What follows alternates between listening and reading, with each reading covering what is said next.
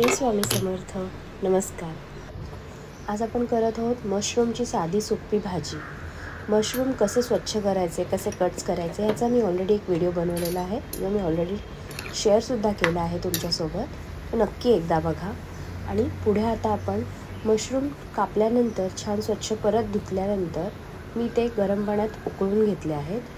यामध्ये थोडंसं मीठ टाकून घेतलं आहे मी, जेणेकरून व्यवस्थित मशरूम छान स्वच्छ होते. हे पहा, पाण्याला एक काळा रंग सुटायलाच लागलेला आहे. व्यवस्थित असं उकळून काढल्यानंतर मी एका बाजूला कढई तापत ठेवली आहे. त्यामध्ये तेल ओतून घेतलं आहे.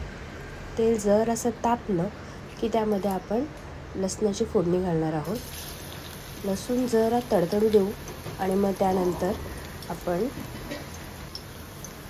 त्याच फोडणीमध्ये आपण लसूण जरासं तडतडल्यानंतर कढीपत्ता घालणार आहोत. थोडासा हिंग घालणार आहोत, कारण की मशरूम बऱ्यापैकी सूट सगळ्यांनाच होईल की नाही होईल, पण हिंग असल्यामुळे पचायला ते मशरूम सोपे. त्यानंतर त्यामध्ये कांदा छान, मी 2 कांदे घेतले आहेत मीडियम आकाराचे. ते मीडियम साईजचेच कट केले आहेत, फार काही छोटे साईजचे नाही कट केले, मोठेच असे कट केले. ते छान कांदे परतून घ्यायचे आहेत तेलामध्ये. ते व्यवस्थित एक 2 मिनटं कांदे परतून घेतले. कांदे परतल्यानंतर ते थोडंसं माझ्या व्हिडिओचं मी झूम आणि झूम आउट करत होते. ते कांदे परतून घेतल्यानंतर हळूहळू आपण यामध्ये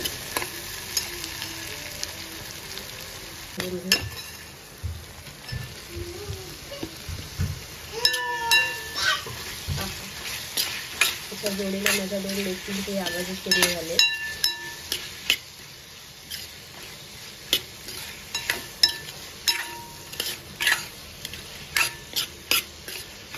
टोमॅटो छान परतून घेऊ मऊसर होईपर्यंत.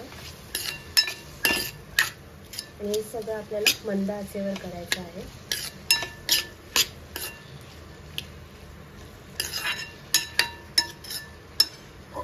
इथे आपला मशरूम बऱ्यापैकी छान उकळून झालेला आहे. मिठाच्या पाण्यात उकळून घेतला. आता मी तो गाळून घेते.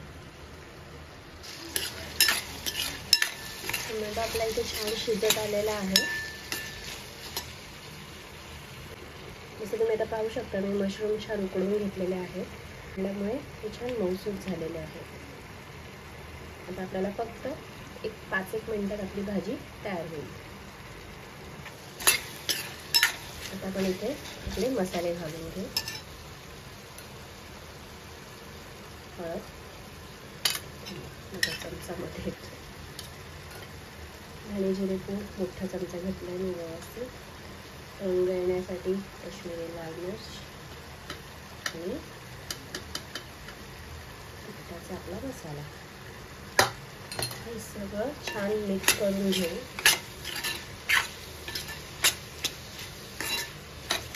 उकडवताना आपण छान मीठ घातल्यामुळे आता भाजीत थोडंसं मीठ कमी घालावं लागेल, कारण मशरूमला मिठाचा टेस्ट थोडी का असे ना ती असणारच.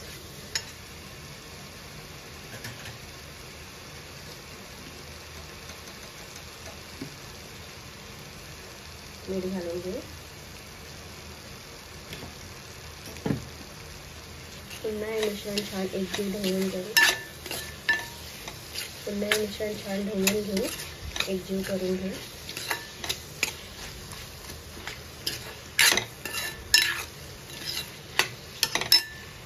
त्यामध्ये कसुरी मेथी, खरंच भाजीला खूप छान चव येते. त्यामुळे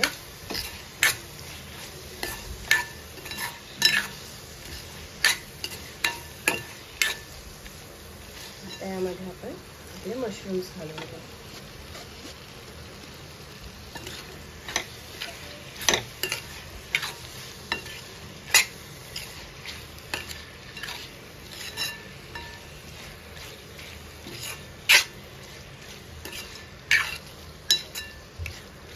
भाजी एकजीव तर केली आपण, तर फक्त झाकण ठेवून जराशी आपली भाजी आपण शिजवून घेऊ.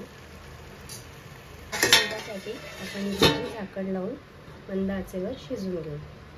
5 मिनिटानंतर आपली भाजी बघूया कशी झाली आहे.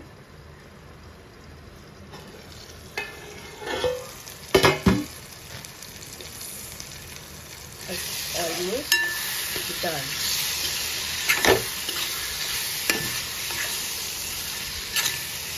छान मिक्सिंग आली आहे भाजी.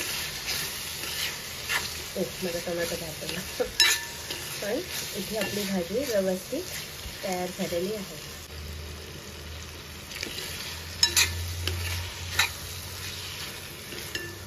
अशी ही आपली भाजी तयार झालेली आहे.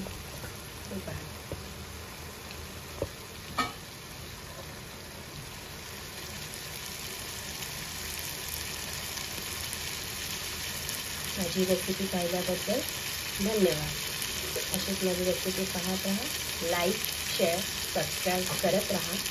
तोपर्यंत नमस्कार. श्री स्वामी समर्थ.